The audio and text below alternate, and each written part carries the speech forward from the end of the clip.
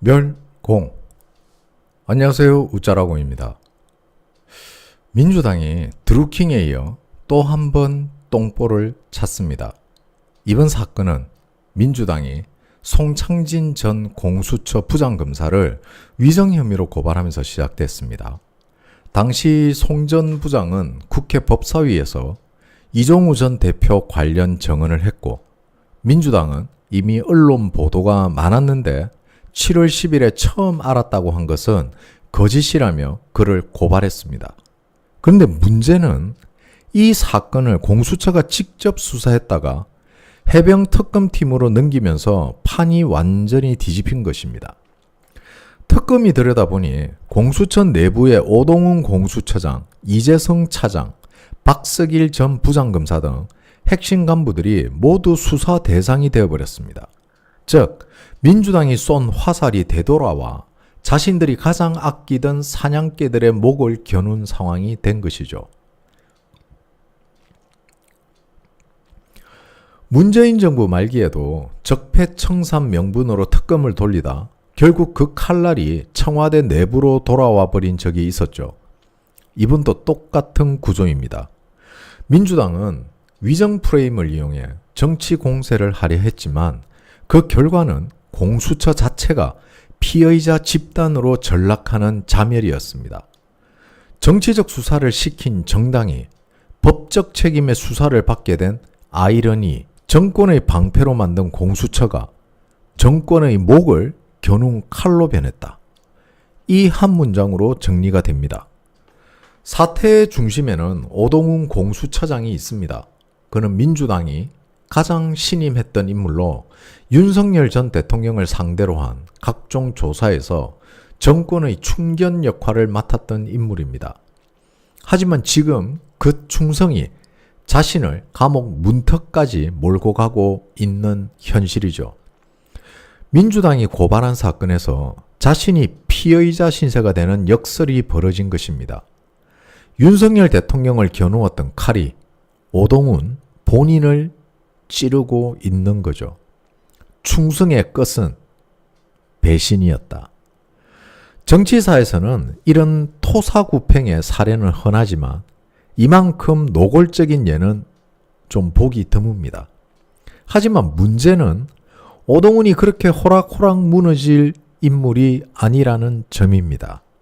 그는 공수처장으로 재직하면서 청와대, 법무부, 국회 법사위 등 여권 핵심 라인과의 보고 체계를 누구보다도 잘 알고 있었습니다.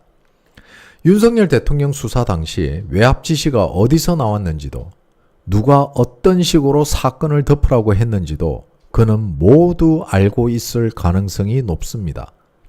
그렇다면 그는 단순한 희생양이 아니라 보험을 쥔 인질이 되는 것이죠.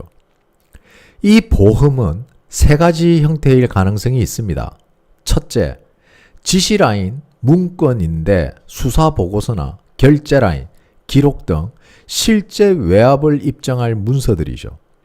둘째, 통화 및 녹취 자료입니다.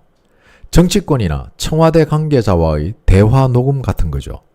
셋째, 폭로 경로를 확보하는 것입니다. 필요시 언론이나 해외 루트를 통한 공개를 준비했겠죠. 이 중 하나만 터져도 민주당은 바로 정권형 사법농단 프레임에 걸립니다. 결국 지금 구조는 이렇습니다.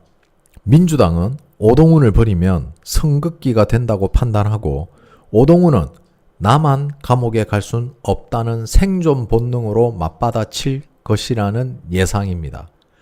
이 조합이 만나면 결과는 하나, 폭로전, 그리고 진흙탕 개싸움이 되는 겁니다. 오동훈이 입을 열면 그는 단순한 피의자가 아니라 정치적 시한폭탄이 된다는 거죠. 특검이 민주당이 고발한 사건에서 출발했기 때문에 민주당은 정치 보복 프레임조차 쓰기 어렵습니다. 즉, 민주당이 스스로 만든 덫에 자신이 걸린 셈이죠. 만약 오동훈이 선제 폭로를 할 시 민주당의 반격 폭로가 나올 것이고, 서로가 가진 내부 문건, 녹취록, 지시 라인을 폭로하며 진흙탕전으로 확대될 것입니다.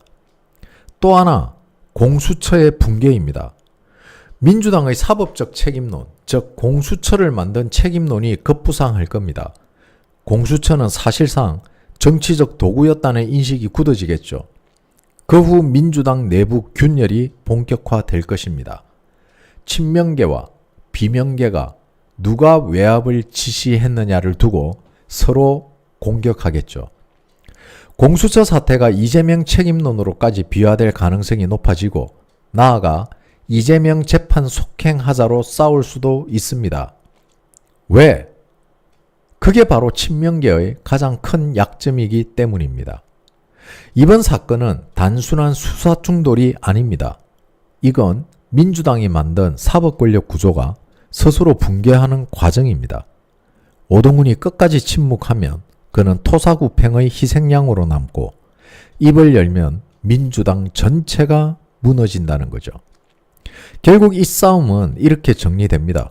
정치가 법을 도구로 삼았을 때 그 법은 결국 정치의 심장을 찌른다. 민주당이 만든 괴물이 민주당의 목줄을 물었다. 이제 피냄새가 나기 시작한다. 요약하자면 이번 송창진 위정 고발 사건은 단순한 법적 사건이 아니라 민주당 내부 권력의 자폭 시그널입니다. 공수처가 민주당을 위해 움직이던 시대는 끝났고 이제 그 공수처가 민주당의 진짜 비밀을 폭로할 수도 있는 시간이 시작되고 있습니다. 자, 형님들 한번 생각해 보세요. 민중기, 오동훈, 정은경. 오동훈 역시 친문, 민중기 역시 친문, 정은경 역시 친문입니다.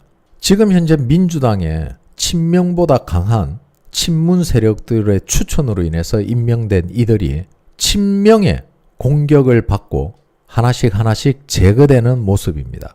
오동훈이 외압을 받았다면 과연 친문으로부터 외압을 받았을까요? 친명으로부터 외압을 받았을까요? 당연히 친문으로부터 외압을 받았겠죠.